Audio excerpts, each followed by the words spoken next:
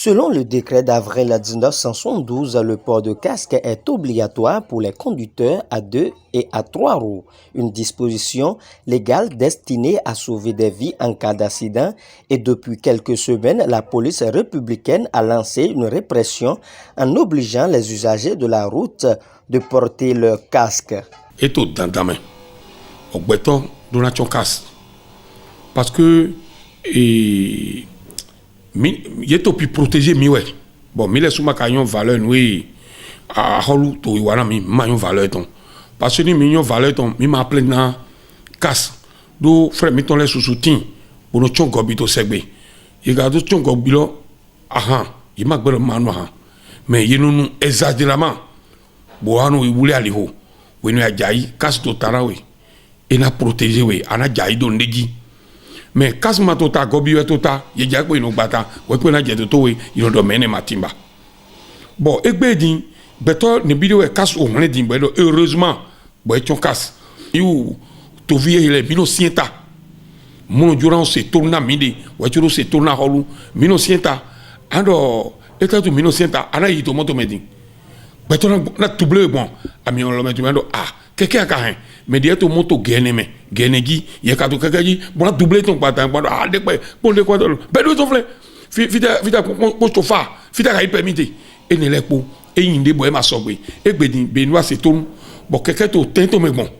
moto boto tento me bon ni mi ngazaro mo e ranyo tito de wana ba kontichona keke casque sin hoene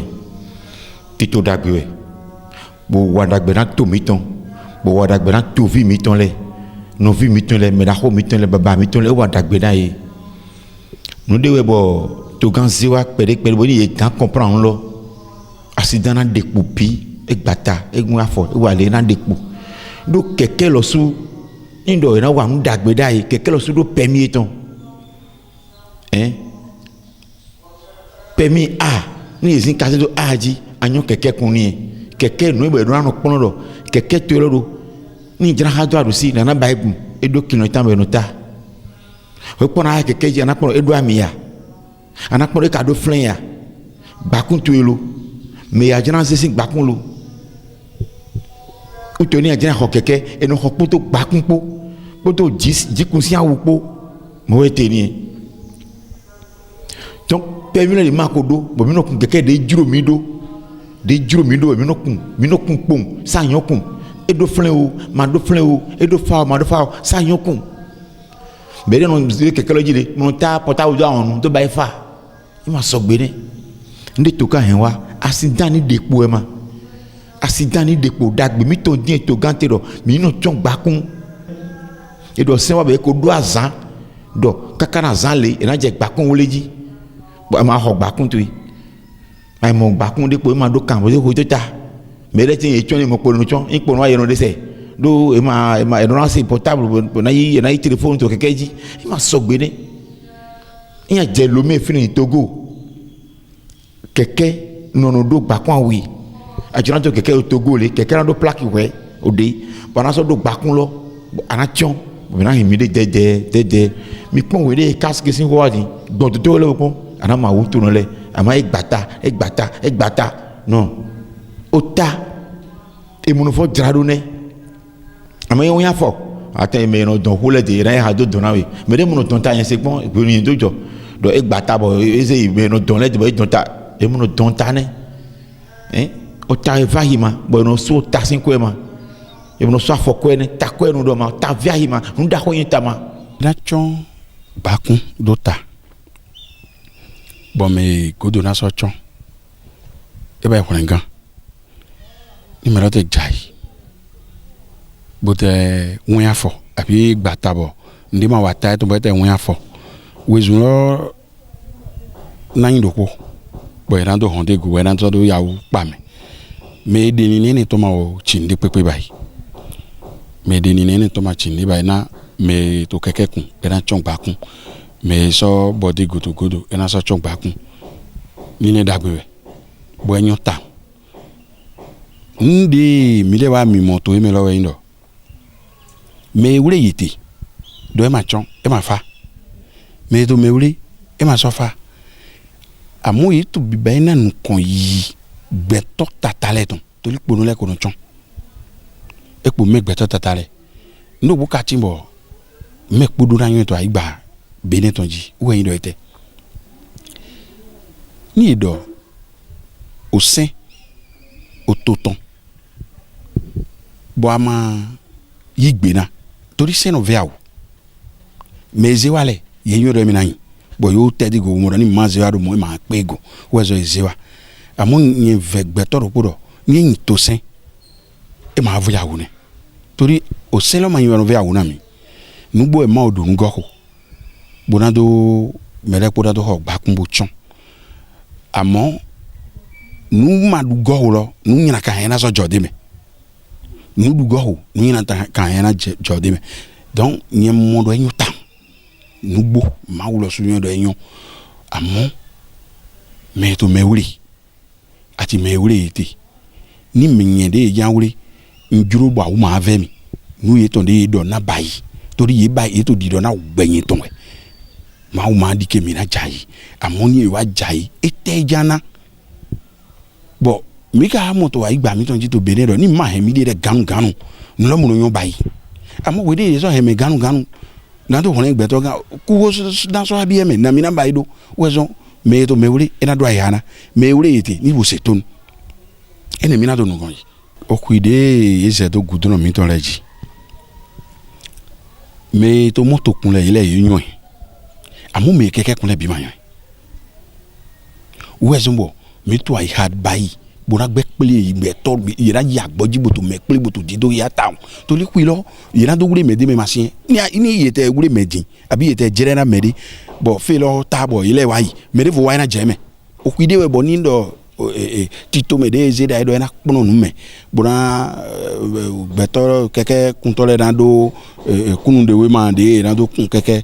nyɛmu dɔ eto pataki eto pataki tan bɔ yɛ na do kunu de we mɔ nkɔ àbí ni dɔ yɛhɛ yɛ na zenu kpekpeno mɔ nkɔ tɔn da yi na ye bɔn e ma tɛ kunu de we ma la toro bɔ yɛ na yi bɔ yɛ na no pase bɔ ni yɛ pi pase yɛ na mɔ dɔ ah mɛ yɛ lɛ yɛ gbɔn fi lele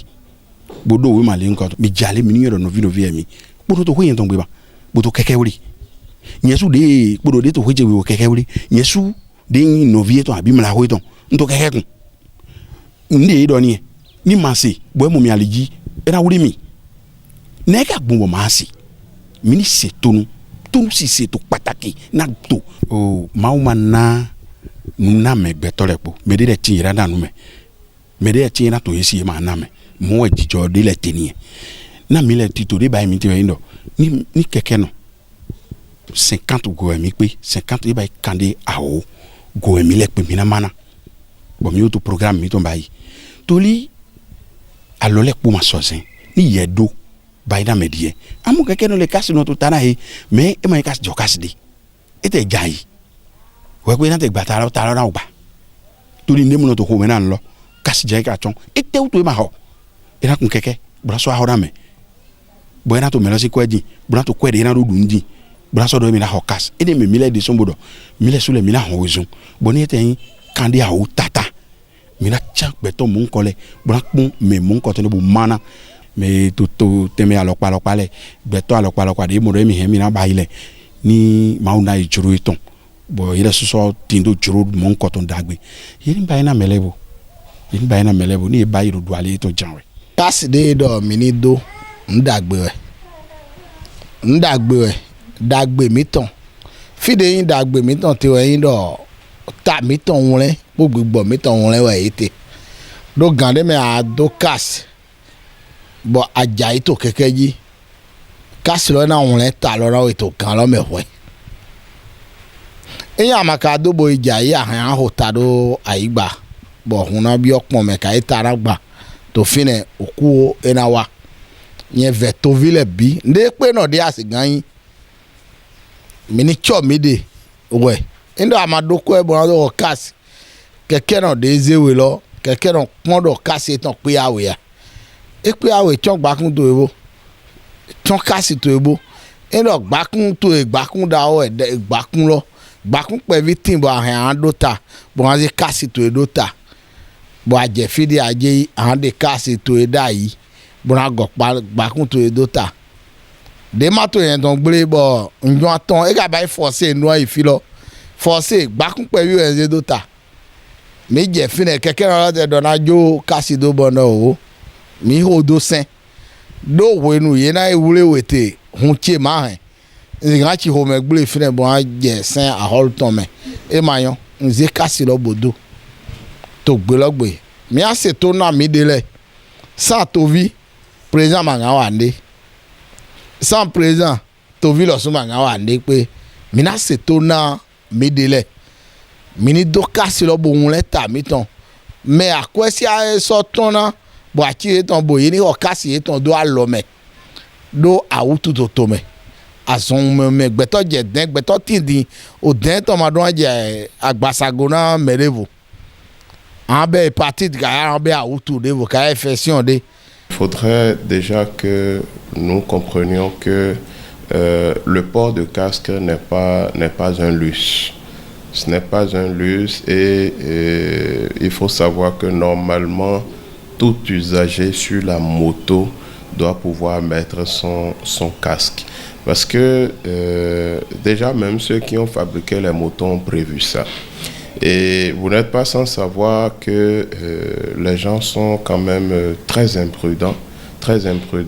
sur nos axes routiers aujourd'hui. Et le port de casque permet quand même de réduire les traumatismes liés aux accidents, aux chocs et autres. Donc en fait, le port de casque, c'est une nécessité. Je dirais même que c'est une indispensabilité et il est important que les communautés, notamment les plus jeunes, notamment les jeunes, sachent que le casque, il est fait pour être porté sur la tête et non pour être gardé devant la moto. Parce que vous savez, il n'est pas rare de voir quand même des jeunes, beaucoup plus des jeunes, qui ont le casque quand même sur la moto et qui ne le portent pas. Ils gardent le casque sur la moto, et ils gardent ça devant la moto et ne le portent pas. Et c'est quand ils voient ou quand ils voient un agent de police qu'ils font rapidement de mettre le casque. Finalement, on se demande si c'est à cause du policier on met le casque ou si c'est pour sa propre sécurité. Je pense qu'il est indispensable que les uns et les autres se mettent en tête qu'on met le casque pour sa propre sécurité. Et je voudrais les exhorter les communautés, notamment les plus jeunes et bien spécifiquement les élèves, les étudiants à pouvoir toujours mettre leur casque. Mettre les casques et mettre également la ceinture du casque, c'est toujours dans l'optique que les uns et les autres soient protégés et sur les axes routiers. L'autre chose également que nous observons, c'est que les gens, ils conduisent un peu en désordre dans la ville. Tu les vois au milieu de la chaussée, tu les vois un peu partout, là où les voitures doivent passer. Tu vois les motos qui passent, qui empêchent les voitures d'aller. Les gens ne sont plus tellement courtois sur les axes routiers. Je pense qu'au-delà même de la question du port des casques, il est important qu'on sensibilise nos communautés sur la question de la courtoisie sur nos axes routiers, sur le respect des principes qui régulent, comment l'appelle-t-on, la circulation sur les axes, sur les grands axes, dans les agglomérations. Il y a aujourd'hui des EM qui ont deux casques et qui donnent un à son passager, au passager. C'est vrai, il y a un risque d'hygiène qui est encouru parce que la personne qui a porté précédemment le casque avant que le ZEM ne prenne la personne suivante, on ne sait pas quel type de maladie porte 7 personnes. Et aujourd'hui, vous savez, il fait excessivement chaud. Et quand vous mettez les casques, il fait chaud. Véritablement, les gens transpirent dedans. Et donc, et comme vous savez, il y a plusieurs maladies qui se transmettent par la sueur. Et donc, il y a quand même ce risque. Bon, le risque zéro n'existant pas, moi, ce que je vais demander aux communautés, c'est de surtout prendre leurs dispositions. Moi, j'ai vu des dames garder le foulard et mettre le foulard avant de déposer le casque dessus. D'autres ont mis de sachets avant de déposer le casque dessus. Mais pour ceux qui ont la possibilité de s'acheter leur casque parce qu'ils vont à Zim, je pense que c'est toujours bien de s'acheter son casque et de garder son casque en voulant sortir. Il faut qu'on ait ce réflexe-là, qu'on se dise, ah ben, quand je dois sortir, si je ne veux pas faire de la marche jusqu'à aller revenir, il faut que je garde mon casque. Vous savez, même à vélo, il faut avoir un casque. À vélo, il faut avoir un casque parce que quand même, le cycliste, il partage également la route avec les voitures, avec les motocyclistes et autres. Donc, il faut également avoir un casque. Je pense que l'idéal est que chacun ait son casque. Et dans la mesure du possible, c'est ça l'idéal. Dans le cas où chacun ne pourrait pas avoir son casque, il faudrait qu'on prenne des mesures hygiéniques quand même pour que qu'il n'y ait pas de transmission de maladies par le port de casque. Et l'autre chose aussi, vous savez, les casques, ça se nettoie, ça se lave. C'est déjà également de sensibiliser les EM à l'effet d'entretenir les casques qu'ils mettent à disposition de leurs usagers, de leurs clients. Une opération qui engendre beaucoup d'incidents dans certaines localités. Maintenant, fait bon le solo, indo suru. Askolo kasien na ahole lo su yeni gwalo na mi utovile. Beto tindi ema monu erandu. Wakwe do emi na yo kas. To fine ayaja emi na do to bible mi de kakabo na amami. Do nu ema mami da iwe. Irondo kasi o emi zana khwiro po ya we ironjodo mele bino onji de sien do to ho de memite e ma sien mokpon awe to yen na bi opono re do yen ni bai dede do we nu amome mi te do ma do kasi ka keke on do kasi to godo ma do kasi eyan ado ete bo e ma no te joedo ni to ede ni to kikplo ede yi eyi ka bo inu kan na so pe mede bo janwe e ma ka pe mede bo ron ba yi janwe alo na je go janwe amayin do melo ma no te mi na dran podo keke melo na jayi gbeto na gbata gbeto na ku gbeto na ba inu ne gbeto na won afo keke na sa afo ra me eyin to vile to mi mo iran gbe o me ene awon to me don na wa do me ton le to kukule e ma do ye igbe na ne me ye to aholo si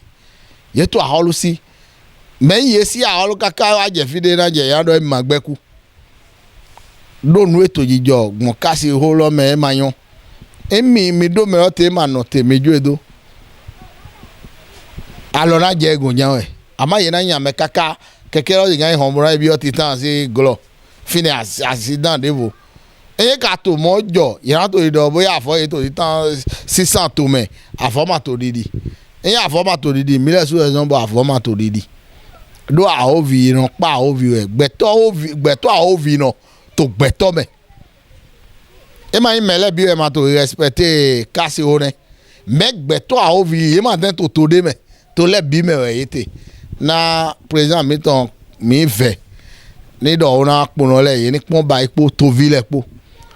menye bi odo mele bi ni do kasi nte dewe a hol na he to vie ton le ya hol su to bi ba do fifa ni bi o to emi ton me su jan na to vile ye ni bo se nu e gouvernement to di dona ye ni se bo hodu nu e mina bio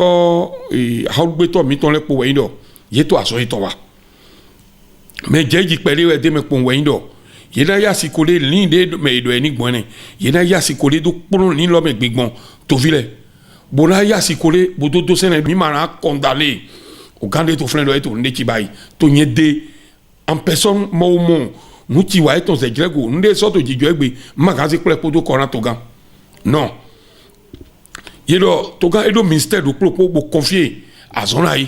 bon ministère de propos na wa ton ni ezewe do fide bo to salaire suna wi bo ato akwa filo ton du adona wa zonde o gande ezewe do na do modo à maîtriser à son te dire apron général makaso son à son les pour ni wa son les bon mais sensibiliser to vile mais dès tu sais mais bon oui les belles massé il ni stationné ton ni sous quoi mais c'est là pas de ni comme donc ni pour nous so voulez mi noter pour nous beto ni sous beto mais ani hon bla bla ka pour nous wa voulez oui et il comme église ngali nous mi ka doro droit de l'homme to vie do pour droit che na do voler de na mais il ni des soins mais au kama do ni home o gama do endo numeji yeni wa so eton de jeru bonyendo awule to koran pono nusisi we bo to vi lo su le ka so dote nusisi we yin to vi do beto re yin peto père de famille bo tron wegbe bo do avile do nja bo we mo ro pono wle